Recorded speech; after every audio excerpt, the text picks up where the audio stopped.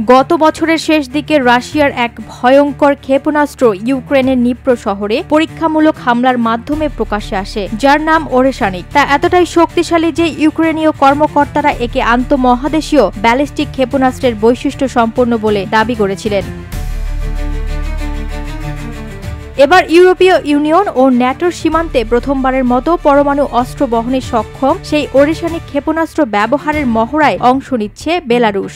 রাশিয়ার সাথে যৌথভাবে আয়োজিত জাপাত 2025 মহড়ায় এ প্রশিক্ষণ দেয়া হবে বলে জানান দেশটির প্রতিরক্ষা মন্ত্রী ভিক্টর ক্রেনিন।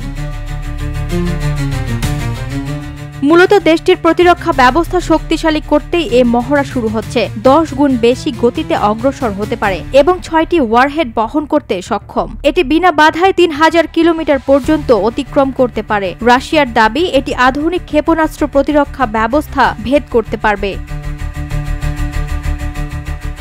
মূলত দেশটির প্রতিরক্ষা ব্যবস্থা শক্তিশালী করতেই এ মহড়া শুরু হচ্ছে। রুশ নির্মিত এই মাঝারি পাল্লার ক্ষেপণাস্ত্র ঘণ্টায় শব্দের গতির চেয়ে 10 গুণ বেশি গতিতে অগ্রসর হতে পারে এবং 6টি ওয়ারহেড বহন করতে সক্ষম। এটি বিনা বাধায় 3000 কিলোমিটার পর্যন্ত অতিক্রম করতে পারে। রাশিয়ার দাবি, এটি আধুনিক ক্ষেপণাস্ত্র প্রতিরক্ষা ব্যবস্থা ভেদ করতে পারবে।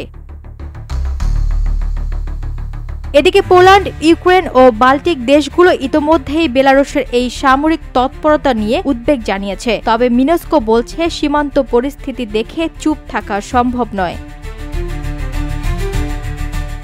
আগামী 12 থেকে 16 সেপ্টেম্বর বেলারুশের ভূখণ্ডে এ মহড়া অনুষ্ঠিত হবে। মহড়ায় সামরিক নিরাপত্তা নিশ্চিত করার জন্য সেনাবাহিনী কাজ করবে। এছাড়াও বেলারুশিয়ান এবং রাশিয়ান বাহিনী বিমান প্রতিরক্ষা অনুশীলন এবং শত্রুর বিরুদ্ধে লড়াইয়ের প্রশিক্ষণ করবে।